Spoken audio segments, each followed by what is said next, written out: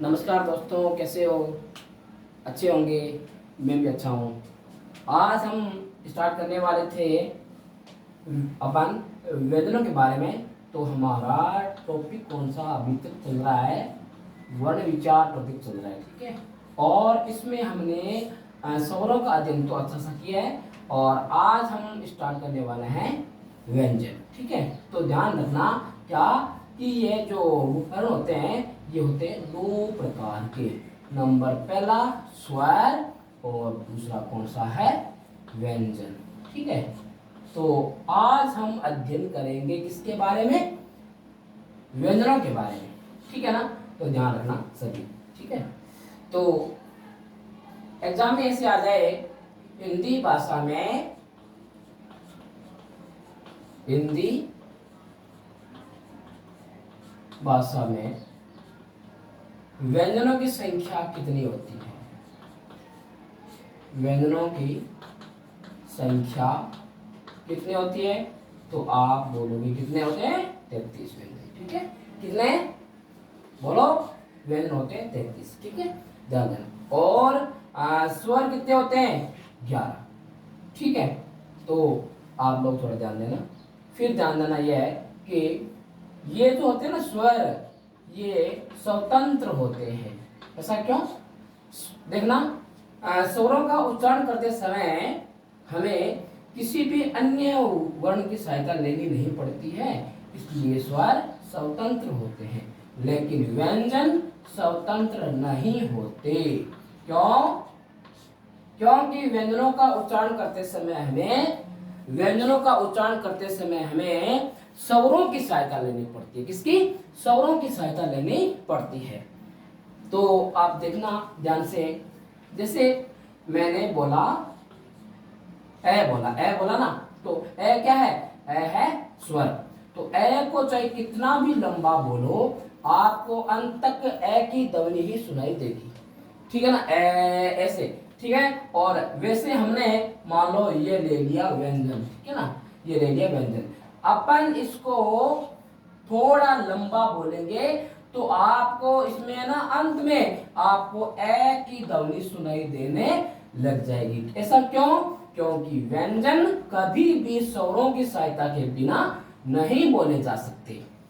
तो एक मिनट आप इसको देखना ध्यान से। मैंने इसको ऐसे बोला क, तो अंत में आपको ए की ध्वनि सुनाई देने लग जाएगी। ऐसा क्यों है? क्योंकि व्यंजनों का उच्चारण कभी भी स्वरों की सहायता के बिना नहीं होता है, ठीक है। फिर देखना ध्यान से, मैंने आपको पिछली वाली क्लास में समझाया था कि अध्ययन की सरलता हेतु अपन व्यंजनों को बांटते हैं 3 भागों में।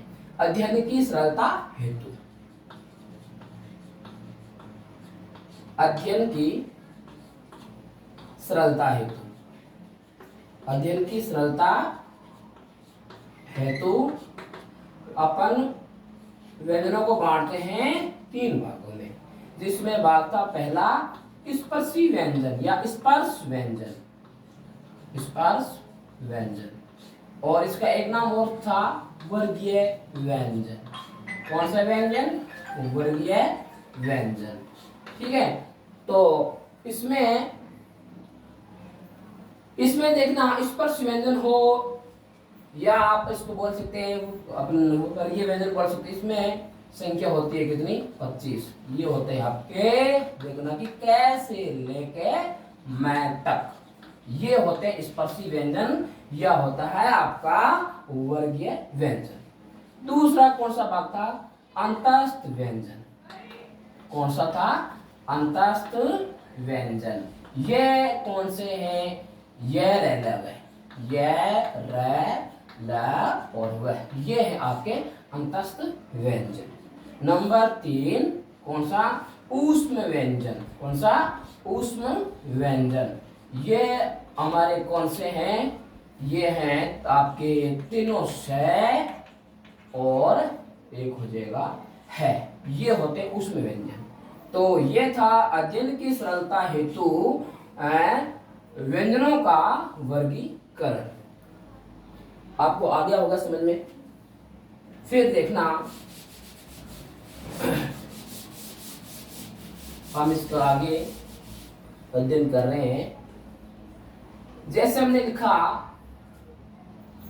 कि ये अब मैंने लिख दिया क ख ग घ, और ये आपका इसका आ गया पंचमाक्षर इसका इस वाले वर्ग का, यानी ये हो गया आपका क वर्ग, और ये हो गया आपके क वर्ग का पांचवा। तो इसमें मैंने बिंदी यहां लगाई, तो इस बिंदी का नाम क्या है हमें बताना है, ध्यान रखना। क्या, जैसे ये अब मैंने एक लाइन खींची है और एक लाइन मैंने ऐसे भी खींची है, ध्यान रखना इस लाइन का नाम क्या है, इस लाइन का नाम क्या है। जैसे अपन कोई भी वर्ण लिखते समय इसके ऊपर जो लाइन खींचते हैं, इस लाइन का नाम होता है शिरोरेखा। इस लाइन का नाम क्या होता है, शिरोरेखा। किसी भी, चाहे वो व्यंजन हो चाहे वो स्वर हो, तो अपन जो ऊपर उसके जो लाइन डालते हैं इसका नाम होता है शिरोरेखा।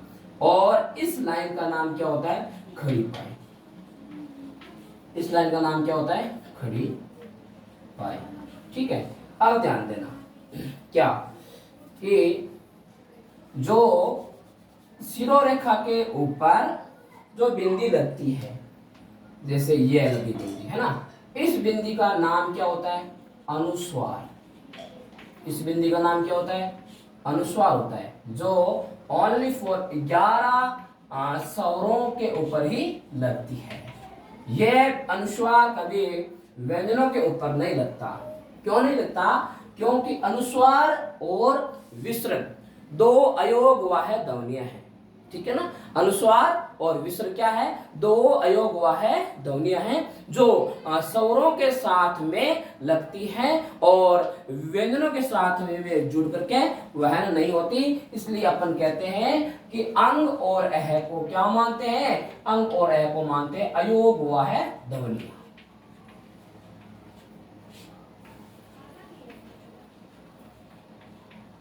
अब ध्यान देना, मैंने ये बात को बताया है कि जो मतलब शिरोरेखा के ऊपर जो बिंदी लगती है इसका नाम है अनुस्वार, वो लगता है 11 स्वरों पर। ठीक है, अब किसी भी वर्ण के आगे जो बिंदी लगती है, आगे, इस बिंदी का नाम क्या होता है, ध्यान रखना, इस बिंदी का नाम होता है पंचमाक्षर बिंदु। क्या नाम होता है इसका, पंचमाक्षर बिंदु। यह किसके साथ लगता है, ओनली फॉर क वर्ग के 5वें वर्ण के साथ। ये पंचमाक्षर बिंदु कहां लगता है, ओनली फॉर क वर्ग का 5वां वर्ण, इसके आगे क्या लगता है, पंचमाक्षर बिंदु। हम इस बिंदी का यूज 2 जगह पे कर चुके हैं, आगे भी ध्यान रखना। हम कभी किसी वर्ण के नीचे भी बिंदी लगाते हैं, तो इस बिंदी का यहाँ क्या नाम होता है, ध्यान रखना, इस बिंदी का नाम यह होता है, ध्यान रखना, क्या लिख रहा हूं मैं, ताड़नजात। और यह होता है बेटा आपका ताड़नजात चिन्ह। इसका दूसरा नाम क्या है, देखो ध्यान से, इसका दूसरा नाम है उत्क्षिप्त। और इस उत्क्षिप्त का शाब्दिक अर्थ होता है फेंका हुआ। उत्क्षिप्त का शाब्दिक अर्थ क्या होता है, फेंका हुआ। ठीक है, तो किसी भी वर्ण के नीचे जो बिंदी लगती है, इस बिंदी का नाम होता है ताड़नजात चिन्ह। इसका मतलब दूसरा नाम होता है उत्क्षिप्त होता है। उत्क्षिप्त का शाब्दिक अर्थ होता है फेंका हुआ। तो आप ध्यान रखना, ये नीचे बिंदी कौन से वर्णों के नीचे लगती है। तो आपने ये सुना होगा, ये हो गया आपका कौन सा, ये हो गया आपका ट और ठ, ड और ढ और हण। ये कौन सा वर्ग है, ये वर्ग आपका है कौन सा, इस वर्ग का नाम है ट वर्ग। तो एक तो इसका कौन सा वर्ण, तीसरा वर्ण, और एक इसका कौन सा, चौथा वर्ण। इस वर्णों के नीचे आप लगा सकते हैं ताड़नजात चिन्ह। इनके अलावा किसी के नीचे ताड़नजात चिन्ह नहीं लगता। तो एक तो लग गया किसके नीचे, डे के नीचे, एक लग गया किसके नीचे, डे के नीचे।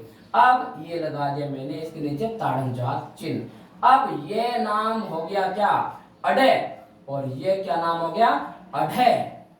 देखो ये ताड़नजात का यूज होते इनका उच्चारण भी बदल गया।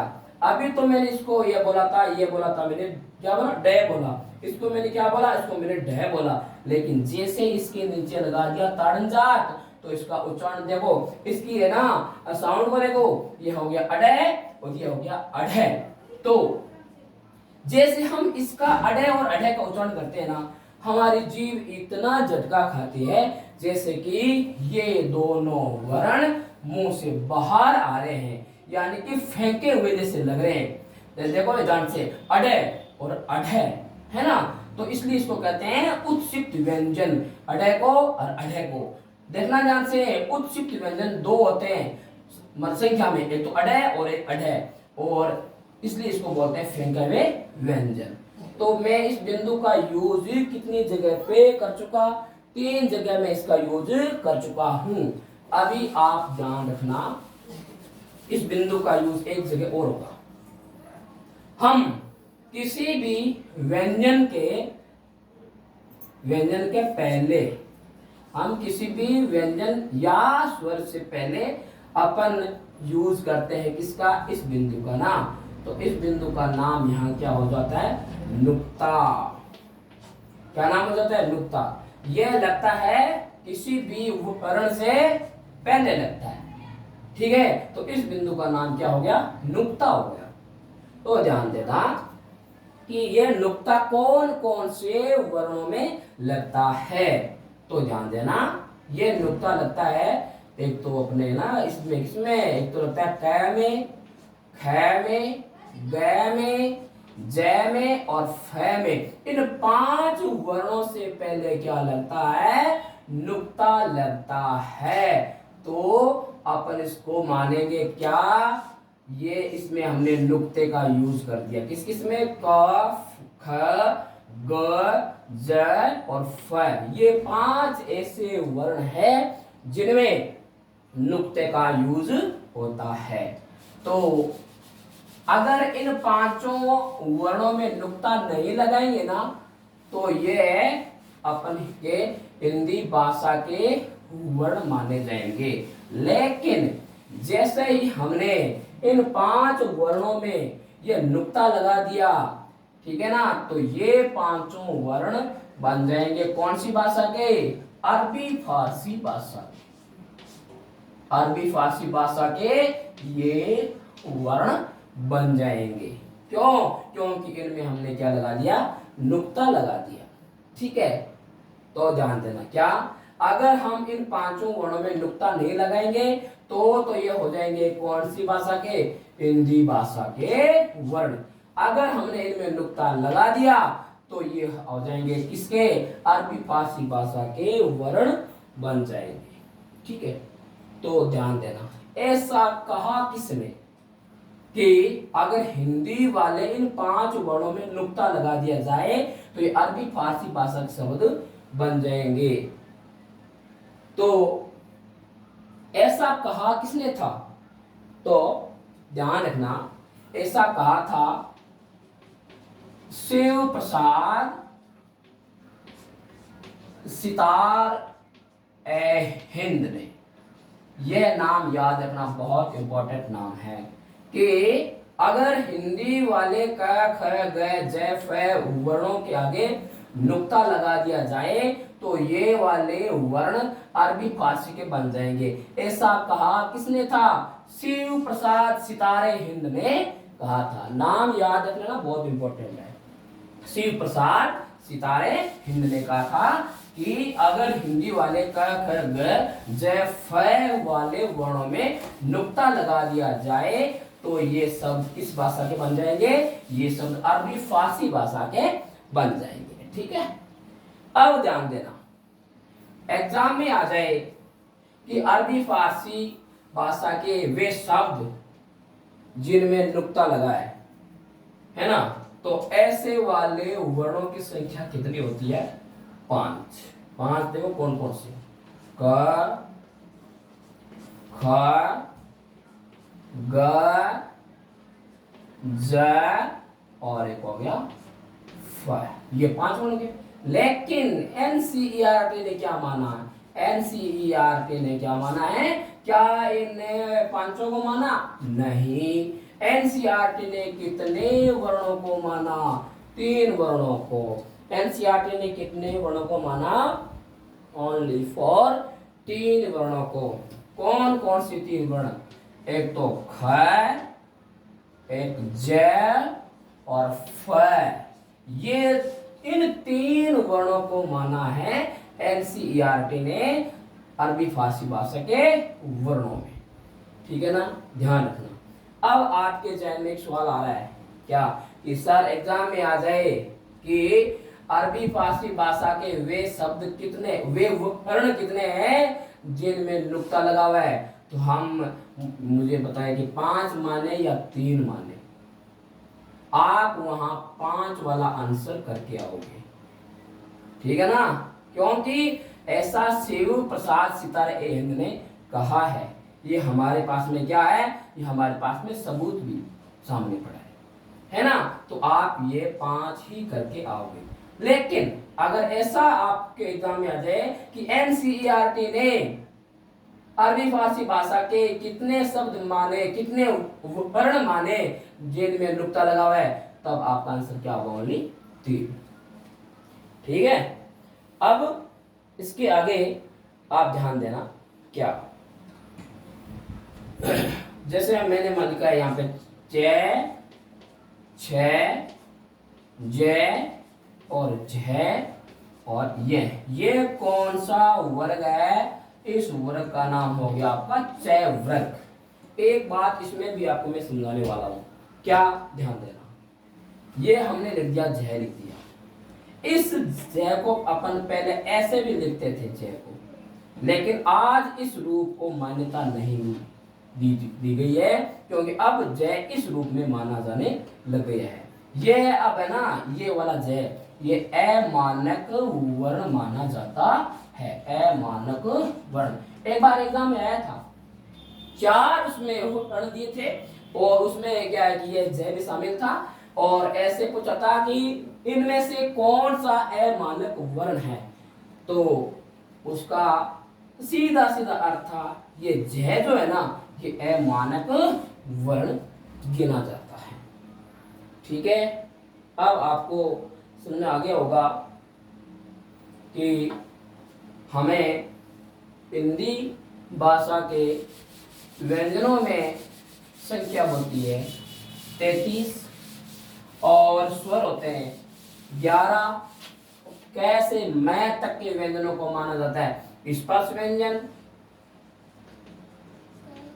कैसे मैं तक के व्यंजन है ना, इनको मानते हैं स्पर्श व्यंजन, स्पर्श व्यंजन, या इसको मानते हैं वर्गीय व्यंजन।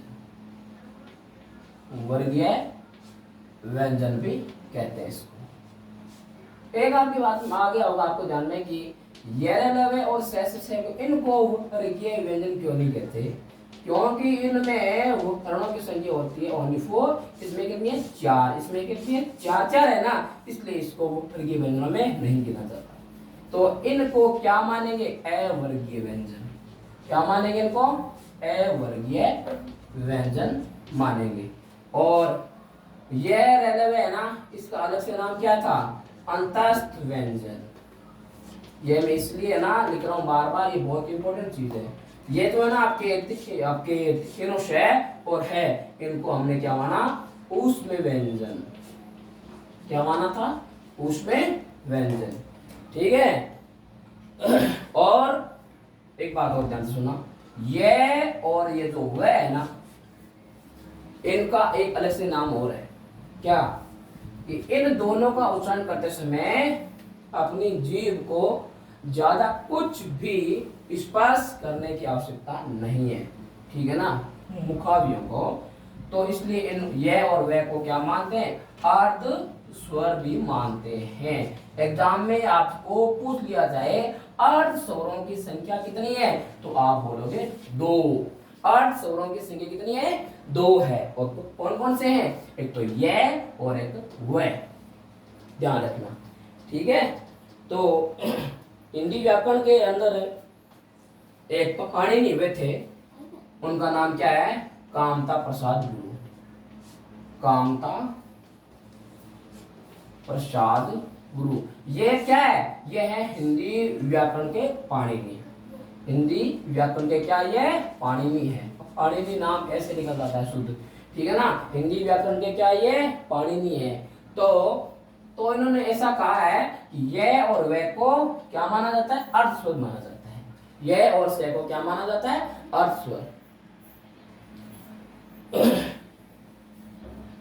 तो आपको यहां तक आगे होगा समझ में। अब देखना, दो ऐसे व्यंजन है जिनको क्या कहा जाता है, एक तो ये अढ़ है और एक ये अढ़ है। इनको एक नाम और दिया गया इनका, ये क्या माने जाते हैं, ये माने जाते हैं आपके द्विगुणी व्यंजन। कौन से, द्विगुणी व्यंजन। अब आपको मैं थोड़ा समझा देता हूँ कि क्यों कहते हैं इनको द्विगुणी व्यंजन। ऐसा इसमें क्या स्पेशलिटी है इनकी कि इनको कहा जाता है द्विगुणी व्यंजन। ध्यान देना, जैसे हम लिखते हैं, ये हमारा हो गया ड और ये हो गया हमारा ढ। अब मैंने इन दोनों ही वर्णों के नीचे लगा दिया कौन सा, ताड़नजात। तो यहाँ इनकी साउंड अलग है, यहाँ इनकी साउंड अलग है, इसलिए इनमें क्या है, 2 गुण है। इनमें क्या है, 2 गुण है, इसलिए इनको क्या माना जाता है, द्विगुणी व्यंजन। ठीक है, आज इतना ही, बाकी कल करेंगे, ठीक है।